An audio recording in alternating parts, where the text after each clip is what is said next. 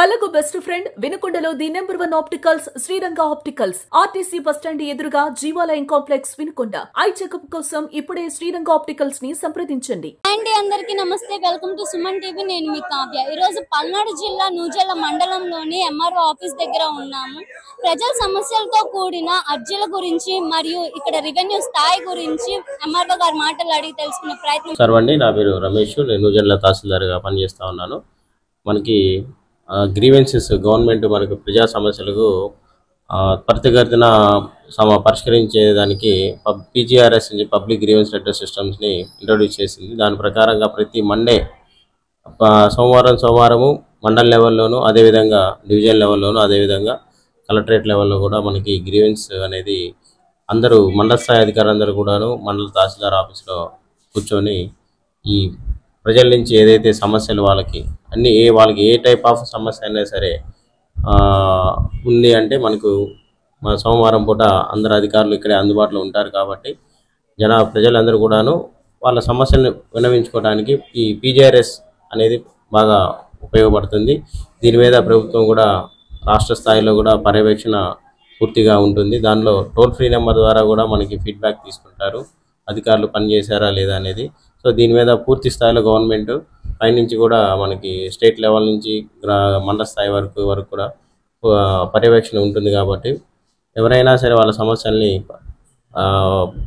Village లెవెల్లో కానీ మిగతా సమయాల్లో ఎవరైనా సరే వాళ్ళకి పూర్తిగా న్యాయం జరగకపోతే ఈ పీజీఆర్ఎస్ ద్వారా మరలా అప్లికేషన్ పెట్టుకొని వాళ్ళ యొక్క సమస్యను పరిష్కరించడానికి ఒక మంచి వేదికగా ఈ పీజీఆర్ఎస్ని మనం చెప్పుకోవచ్చు.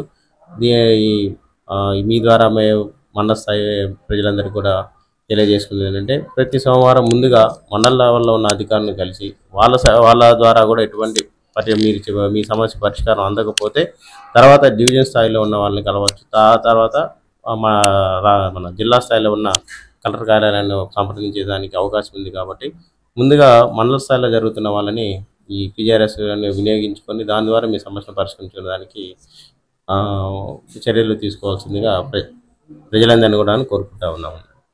అదేవిధంగా మనకి ప్రభుత్వము వచ్చిన తర్వాత ఇంటి స్థలాలు కూడా మనకు అర్హులైన ప్రతి ఒక్కరికి కూడాను 3 సెంట్ల కాడికి ప్రస్తుత గవర్నమెంట్ 3 సెంట్ల కాడికి ఇంటి నివేశ స్థలం లేని వాళ్ళందరికీ కూడాను ఇవ్వాలనేది ఒక మంచి ప్రోగ్రాం తీసుకున్నారు. కాబట్టి ఈ ఇంటి నివేశ స్థలాలు కూడాను ఎవరికైనా ఇంకా వాళ్ళకి నివాసము ఉండటానికి ఇంటి స్థలం లేని వాళ్ళు ఎవరైతే ఉన్నారో అర్హత కలిగి వాళ్ళందరూ కూడాను గ్రామ సచివాలయాల ద్వారా అర్జీలు ఆన్లైన్లో సమర్పించుకుంటే, ఆన్లైన్లో అప్లికేషన్ పెట్టిన వెంటనే మేము ఎంక్వైరీ చేసేసి వాళ్ళకి ఇంటి స్థలాలు 3 సెంట్ల వరకు ఇచ్చేదానికి అవకాశం ఉంది. కాబట్టి మండల స్థాయి ప్రజలందరూ కూడాను దీన్ని కూడాను వినియోగించుకోవాల్సిందిగా అందరికీ తెలియజేస్తూ ఉన్నాము మీడియా ద్వారా.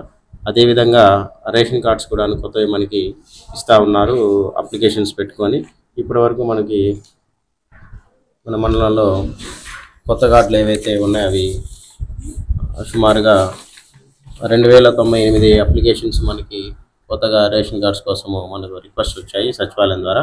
అందులో ఇప్పటి వరకు మనము 1596 అప్లికేషన్స్ని అప్రూవ్ చేయడం జరిగింది.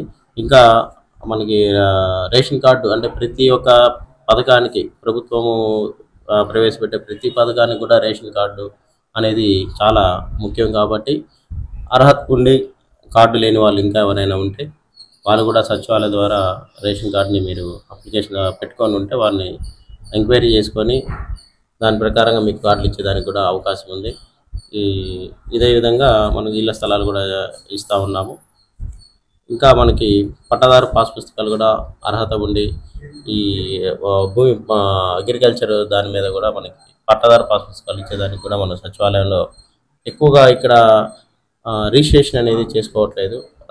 రైతాంగానికి కానీ ప్రజలకు నాకు ఈ మీడియా ద్వారా విన్నవించుకునేది ఏంటంటే, రైతులందరూ కూడాను మీ యొక్క భూమిని రెవెన్యూ రికార్డులలో అంటే ప్రభుత్వ రికార్డులు అంటే ముఖ్యంగా మనకి రిజిస్ట్రేషన్ డిపార్ట్మెంటు, అలాగే అదేవిధంగా రెవెన్యూ డిపార్ట్మెంట్, ఈ 2 డిపార్ట్మెంట్ల పరంగా మీ యొక్క భూముల వివరాలని వాళ్ళ రికార్డ్స్లో అప్డేట్ చేసుకుంటేనే ఏదైనా భూ సమస్య ఏర్పడినప్పుడు దాని ఆధారంగా పరిష్కరించడానికి అధికారులకి అవకాశం ఉంటుంది. కాబట్టి రిజిస్ట్రేషన్ చేసుకోమనేది నా సైడ్ నుంచి విన్నపం అండి. ఆ తర్వాతనే రెవెన్యూ రికార్డులో నమోదు చేసుకుంటే మీకు హక్కు వస్తుంది. ఒక రెవెన్యూ రికార్డులో ఉన్నంత మాత్రాన అది పూర్తి స్థాయి హక్కులు రావనేది ఈ సందర్భంగా మీ అందరికీ కూడా విన్నవించుకుంటున్నాను.